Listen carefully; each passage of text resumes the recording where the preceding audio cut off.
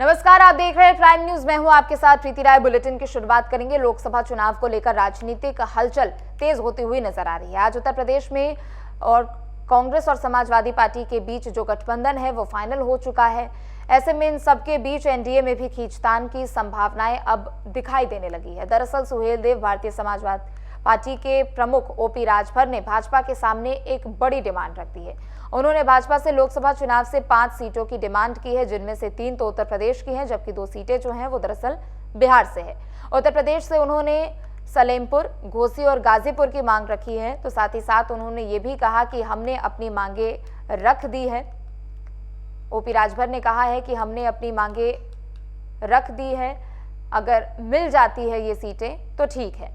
तो देखिए, एक तरफ जहां उत्तर प्रदेश में दोनों पार्टियों के बीच में गठबंधन हो चुका है, यानी समाजवादी पार्टी और कांग्रेस के बीच में गठबंधन हो चुका है, तो दूसरी तरफ अब ओपी राजभर ने भी अपनी मांग दरअसल एनडीए से छेड़ दी है। 2 सीटें बिहार में देने के लिए ओपी राजभर ने कहा है, तो 3 सीटें उत्तर प्रदेश में ओपी राजभर ने देने के लिए कहा है।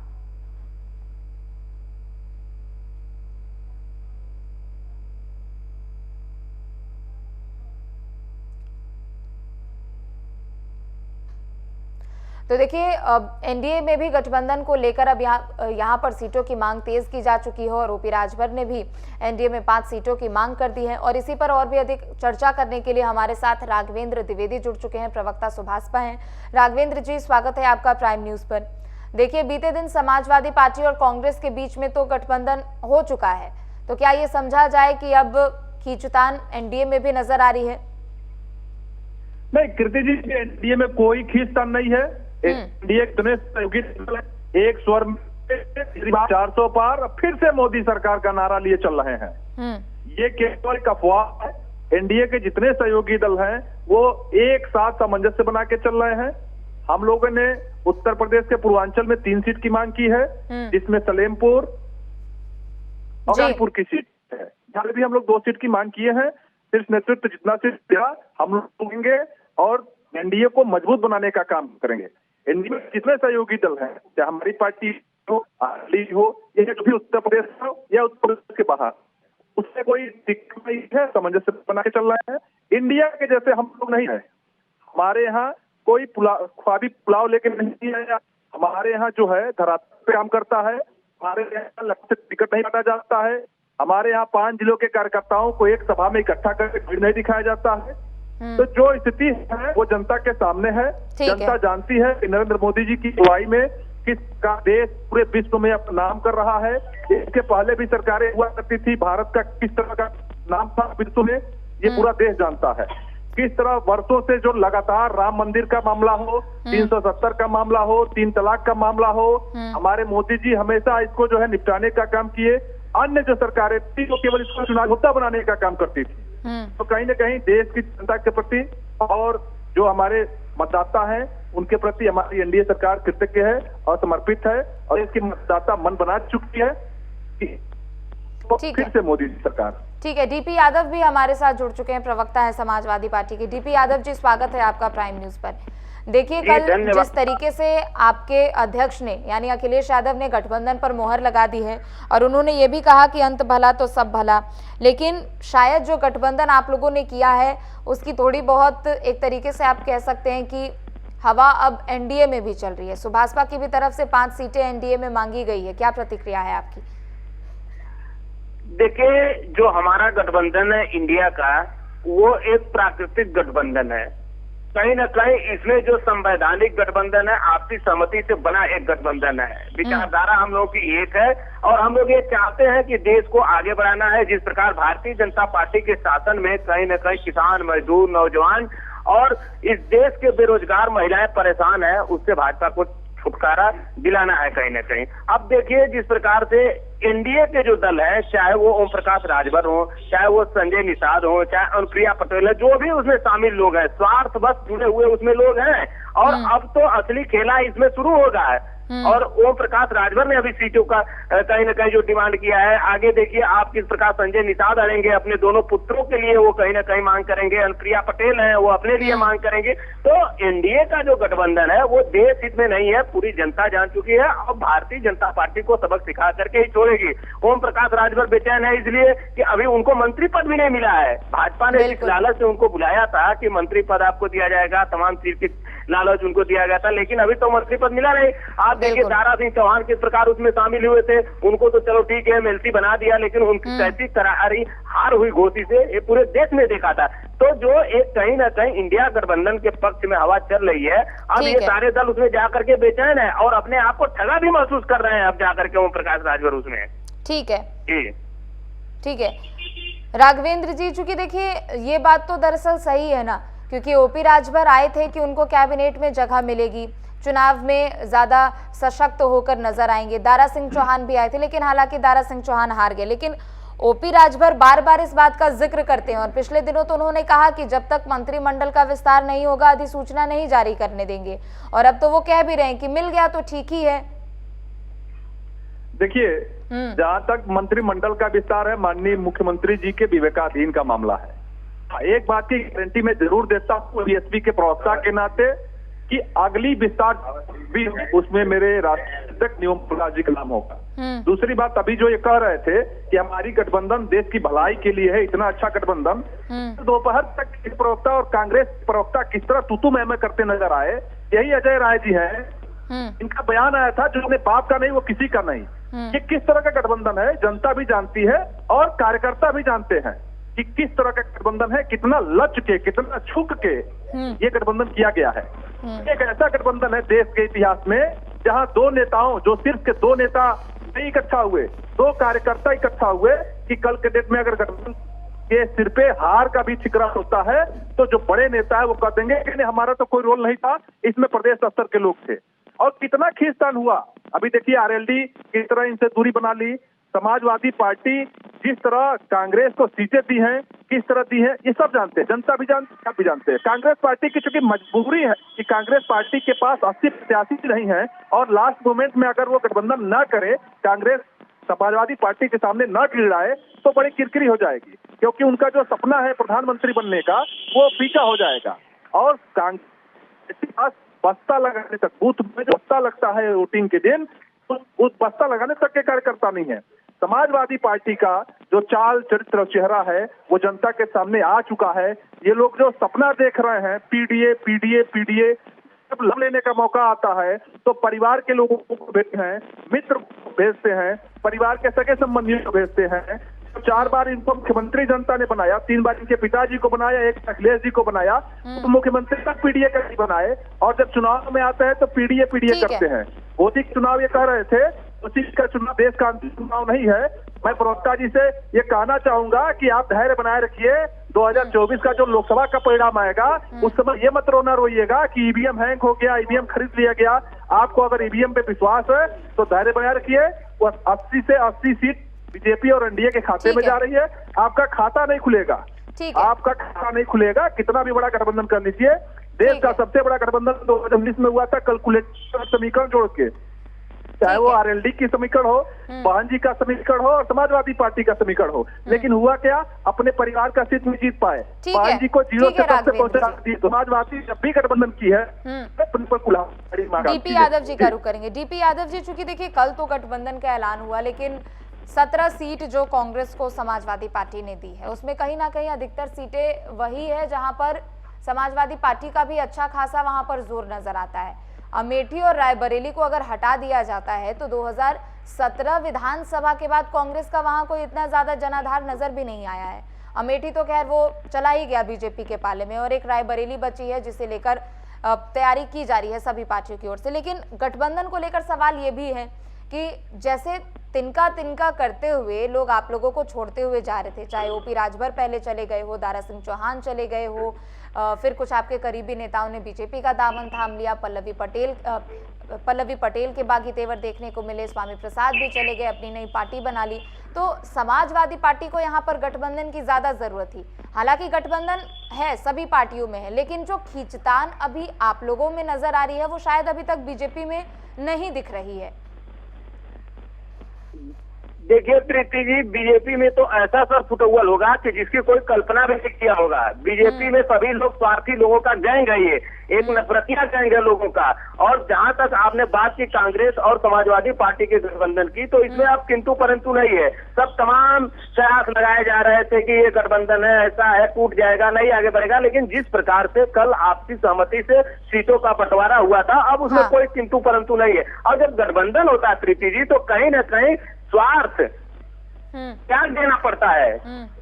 देश हित में कहीं ना कहीं आपको निर्णय लेना रहता है। तो कांग्रेस को हमने 17 सीटें दिया हुआ है। कांग्रेस ने जो है 17 सीटों पर सहमति जताई है और कांग्रेस मजबूती के साथ लड़ेगी। तो अब बात 17 और 63 सीटों की नहीं है, अब बात पूरे उत्तर प्रदेश के 80 लोकसभा सीटों पे है। जहां कांग्रेस के भी प्रत्याशी रहेंगे तो सिंबल बस कांग्रेस का रहेगा, या जहां समाजवादी पार्टी के प्रत्याशी रहेंगे तो साइकिल का सिंबल रहेगा। लेकिन दोनों दलों के लोग आपसी सहमति से वहां एक दूसरे के साथ लेकर के समन्वय बना करके चुनाव लड़ेंगे, क्योंकि भारतीय जनता पार्टी को हराना इस समय सबसे बड़ी प्राथमिकता है। देश बहुत बुरे दौर से गुजर रहा है, देश में महंगाई चरम पर है, बेरोजगारी ऐतिहासिक है देश में, आप देखिए किस प्रकार से। और कहीं ना कहीं जो संवैधानिक संस्थाओं के साथ अन्याय हो रहा है, जिस प्रकार से लोकतांत्रिक संस्थाओं के साथ खिलवाड़ हो रहा है। अब बताइए, देश के ऊपर सबसे बड़ा विदेशी कर्ज का मामला है, जो देश के ऊपर कर्ज बढ़ता जा रहा है, जीडीपी का 80% हो गया। ये देशवासियों को कैसे जवाब देगी भारतीय जनता पार्टी की सरकार? तो कहीं ना कहीं जो आंतरिक और बाह्य चुनौतियों के साथ जो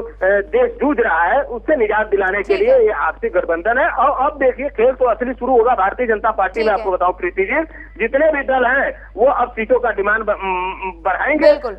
समाजवादी पार्टी ने उनको सम्मान दिया था। ओपी राजभर जी को देखिए, जिनके 2-4 विधायक जीता करते थे, समाजवादी पार्टी के साथ 2022 में समझौता किया, उन्होंने 6 विधायक जीते उनके। संजय निषाद को देखिए, उनके बेटे को पहली बार समाजवादी पार्टी ने सांसद बनाया था, वो भी भारतीय जनता पार्टी की तरफ रुख कर लिए, उनकी भी डिमांड होगी। ऐसे जयंत चौधरी साहब का है, उनका देखिए 9 विधायक 2022 में उनके जीते। समाजवादी पार्टी ने बड़ा दिल दिखाते हुए उनको राज्यसभा भेजने का काम किया था। तो समाजवादी पार्टी ने सबका सम्मान किया, समाजवादी पार्टी ने सबको आगे बढ़ाया। अब किसकी इच्छा क्या है, किसकी मजबूरी क्या है, कहाँ कौन जाता है, इससे समाजवादी पार्टी के ऊपर बहुत ज्यादा फर्क नहीं पड़ता है प्रीति जी। समाजवादी पार्टी अपने उद्देश्य को लेकर आगे बढ़ रही है, अपने सिद्धांत विचारधारा को लेकर आगे बढ़ रही है। हम दलित, वंचित, पीड़ित, शोषित, नौजवान, किसान, मजदूर सबको न्याय दिलाना चाहते हैं, सामाजिक न्याय का सपना पूरा करना चाहते हैं। ठीक है डीपी यादव जी, ठीक है। राघवेंद्र जी का रुख करेंगे। राघवेंद्र जी, चूंकि देखिए अब ये बात तो सच है, अब कुछ दिनों बाद आचार संहिता लागू कर दी जाएगी, तो एनडीए में भी तो सीट शेयरिंग को लेकर चर्चा होनी ही है। क्योंकि देखिए ओपी राजभर की अगर बात कर लेते हैं, मंत्रिमंडल के विस्तार को लेकर वो आए थे। हालांकि जब वो प्रक्रिया होनी होती है तभी होती है, लेकिन अभी तक मंत्रिमंडल पर कुछ बातचीत नहीं हो पाई है।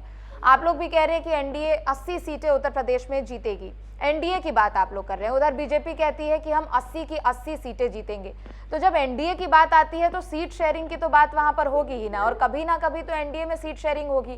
क्योंकि देखिए आप 3 सीटें उत्तर प्रदेश से मांग रहे हैं, 2 सीटें बिहार से मांग रहे हैं, और आपकी तरह और जितनी भी सहयोगी पार्टी है बीजेपी की, वो भी धीरे धीरे सीट मांग रही है। तो कहीं ना कहीं यहाँ भी तो इसका असर दिख रहा है। और जो ये बात कह रहे हैं डीपी यादव की काफी ज्यादा सिर फुटौल एनडीए में होगा, कहीं ये बात सच ना हो जाए और आप लोगों के लिए परेशानी ना हो जाए। देखिए, डीपी यादव जी ने बड़ी अच्छी एक बात कही।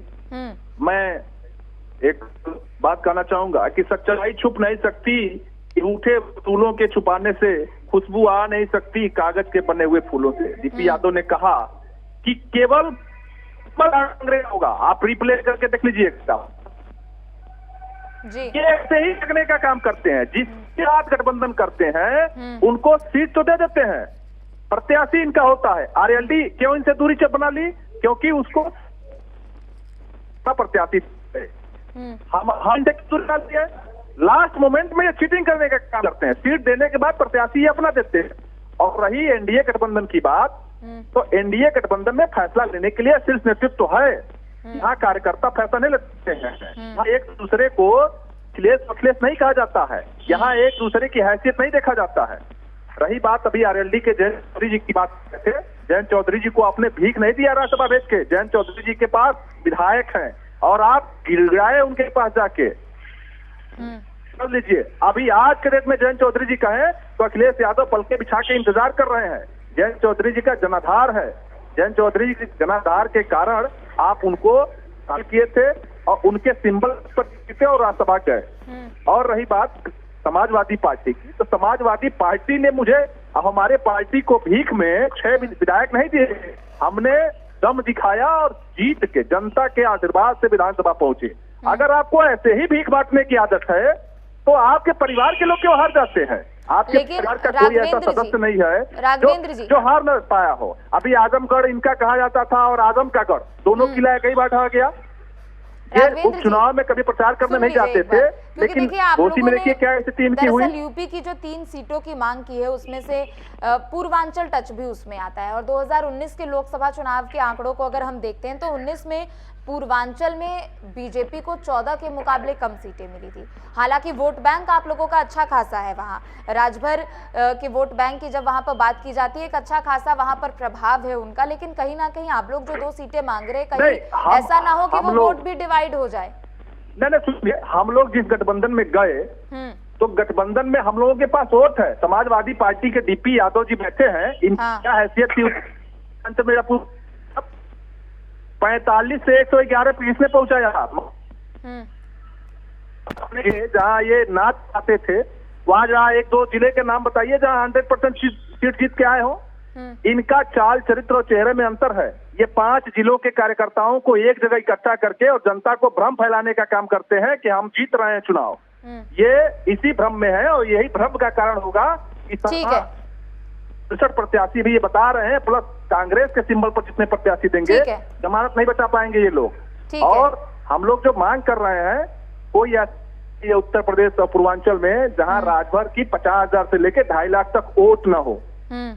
भारत के इतिहास में बहाल जी के बाद कोई दूसरा नेता है तो माननीय ओम प्रकाश राजभर जी हैं, जो अपना वोट ट्रांसफर करा लेते हैं। इनके यहाँ जो अभी गठबंधन हुआ है, इसके पहले भी गठबंधन हुआ था 2017 में। यूपी के 2 लड़के, क्या स्थिति हुई गठबंधन टूटने के बाद? क्या क्या कौन कौन नहीं कहा? यही समाजवादी पार्टी के प्रवक्ता और यही कांग्रेस पार्टी के प्रवक्ता आपस में कैसे सरफरोल करे, ये पूरा देश देखता है। अभी मध्य प्रदेश, छत्तीसगढ़ और राजस्थान की चुनाव हुई, वहाँ क्या हाल था, एक दूसरे को किस तरह कटाक्ष किया गया। मुझे लगता है कि भारतीय राजनीति का सबसे शर्मनाक वो कटाक्ष था। अभी जो चुनाव है, इस चुनाव के बाद भी क्या होगा ये आप जानती हैं, हम भी जानते हैं। डीपी यादव जी बैठे हैं, सपा के बहुत अच्छे प्रवक्ता हैं, ये भी जानते हैं कि हार के बाद किसके सर पर ठिकरा फोड़ा जाएगा। ठीक है डीपी यादव जी, चूंकि देखिए दोबारा से आप लोगों की अब बात बन गई है आपकी और कांग्रेस के बीच में, लेकिन एक बार 17 के भी अगर हम आंकड़ों को देखते हैं तो वहां पर काफी कुछ ज्यादा कमाल देखने को मिला नहीं था। विधानसभा चुनाव की मैं बात कर रही हूँ, लेकिन अब जब चूंकि लोकसभा चुनाव है, इससे पहले जाहिर सी बात है जयंत चौधरी का भी उन्होंने, राघवेंद्र जी ने जिक्र किया, तो कहीं ना कहीं उसका असर भी पड़ सकता है, खासतौर पर पश्चिमांचल में। क्योंकि देखिए कल तक अखिलेश यादव जयंत चौधरी को छोटे भाई कहते थे, 8 सीट देने के लिए रेडी भी हो चुके थे, कांग्रेस को कम सीट दे रहे थे उनकी एवज में। लेकिन अब तो सवाल ये भी है कि जयंत चौधरी साथ छोड़कर चले गए, चौधरी चरण सिंह जी को भारत रत्न से सम्मानित किया जा चुका है। तो अब ये भी बात है कि समाजवादी पार्टी के पास दूसरा कोई विकल्प नहीं बचा, क्योंकि बहन जी मायावती कह रही हैं कि वो अकेले लड़ेंगी। एनडीए में पहले ही ओपी राजभर आ चुके हैं, पल्लवी पटेल आपसे पहले ही रूठी हुई चल रही थी, तो कांग्रेस के अलावा सपा के पास भी कोई विकल्प नहीं बचा था। तो समझदारी इसी में थी कि बात दोनों लोगों में बन जाए तो ठीक है, और प्रियंका गांधी ने बात बनाई है आप दोनों पार्टियों के बीच में। देखिए प्रीति जी, चौधरी चरण सिंह हमेशा किसानों की बात करते थे, गरीबों नौजवानों की बात करते थे, लेकिन जिस प्रकार से जयंत चौधरी ने उनके सपने को चकनाचूर करने का काम किया था, आप बताइए, देख रहे किसानों के नाम पर किस प्रकार से अत्याचार हो रहा है। आज की तारीख में किसानों के साथ अपराधियों जैसा व्यवहार हो रहा है, और उसमें भी कुछ बोल नहीं रहे हैं, सरकार के खिलाफ कोई कार्रवाई नहीं करने की मांग कर रहे हैं। आप देखिए जिस प्रकार से चौधरी चरण सिंह आजीवन किसानों की बात किए, लेकिन आज की तारीख में हालात क्या है, किसान सरकार के दरवाजे पर जा रहा है, लेकिन सरकार उनके रास्ते में कील कांटे बिछाने का काम कर रही है। तो जयंत चौधरी को तो हमने सम्मान दिया था, 9 सीटें उनकी विधानसभा में आई थी 2022 के, और उसके बाद उनको राज्यसभा भेजने का काम किया था। फिर भी अगर वो नहीं मानते हैं तो क्या मजबूरी है, क्यों जा रहे हैं, वो तो वही बेहतर तरीके से बता सकते हैं, उस पर हम ज्यादा टीका टिप्पणी नहीं करेंगे। हमारे राष्ट्रीय अध्यक्ष जी ने हमेशा इस बात को कहा है कि समाजवादी पार्टी के उद्देश्यों में, समाजवादी पार्टी के सामाजिक न्याय की लड़ाई में, संघर्ष में जो भी दल आते हैं उनका स्वागत है। लेकिन भारतीय जनता पार्टी में रहते हुए तो ये सामाजिक न्याय की लड़ाई नहीं लड़ सकते हैं, किसानों की लड़ाई नहीं लड़ सकते हैं, क्योंकि भारतीय जनता पार्टी तो उद्योगपतियों की सरकार चलाने का काम करती है, उद्योगपतियों के हित में कहीं ना कहीं जो है योजनाएं बनाने का काम करती है, उनके हित में सारे काम करती है। तो भारतीय जनता पार्टी के रहते हुए इस देश का कल्याण नहीं हो सकता है। हम हमेशा से इस बात को कहते आए हैं कि अगर आप हमारे साथ हैं तो हम आपको बराबर सम्मान देंगे, हम आपको सहयोग करेंगे, और जो भी सीटों का बंटवारा हो रहा है उसमें ये मान करके चलिए कि सारी सीटों पर समाजवादी पार्टी लड़ रही है, सारी सीटों पर कांग्रेस पार्टी लड़ रही है, और आपस में जो समझौते हुए हैं वो एक दूसरे को कहीं ना कहीं इस बात को लेकर के हुए हैं कि आप जो है किस प्रकार से भारतीय जनता पार्टी को रोकने का काम करते हैं। ये है प्रीति जी कुल मिलाकर। ठीक है राघवेंद्र जी, चूंकि देखिए अब गठबंधन पर बात हो रही है, उनका तो क्लियर है। राघवेंद्र जी, आप तक आवाज पहुंच रही है मेरी? लगता है चले गए राघवेंद्र जी। ठीक है, आप दोनों का बहुत बहुत शुक्रिया यहाँ पर जुड़ने के लिए और चर्चा में भाग लेने के लिए। तो उत्तर प्रदेश की 3 और बिहार की 2 सीटों को लेकर ओपी राजभर ने दरअसल एनडीए गठबंधन में अपनी मांग रखी है। उन्होंने साफ तौर पर कहा है कि अगर ये सीटें हमें मिल जाती है तो अच्छा है, बाकी शीर्ष नेतृत्व का फैसला है। तो एक तरफ इंडी गठबंधन, जहां उत्तर प्रदेश में समाजवादी पार्टी और कांग्रेस के बीच में बात बन चुकी है, 63 सीटें सपा तो 17 सीटों पर कांग्रेस लड़ेगी। तो वहीं अब इन सीटों के बंटवारे को लेकर दरअसल जो रुख है वो एनडीए की तरफ भी बदलता हुआ नजर आ रहा है। ओपी राजभर लगातार ये कहते हुए नजर आ रहे हैं। बीते कुछ दिनों में ओपी राजभर ने कई बयान भी दिया। उन्होंने कहा कि जब तक मंत्रिमंडल में जगह नहीं मिलेगी, अधिसूचना नहीं जारी होने देंगे। तो वहीं दूसरी तरफ ओपी राजभर ने कल ये भी कहा कि 80 सीटें हैं, 80 सीटों पर एनडीए जीतने जा रही है। हालांकि 5 सीटों को लेकर उन्होंने कहा है कि अगर ये 5 सीटें बीजेपी उन्हें दे देती है तो फिर ठीक है, और अगर नहीं देती है तो बाकी जो शीर्ष नेतृत्व का फैसला होगा उसी पर आगे की लड़ाई लड़ी जाएगी।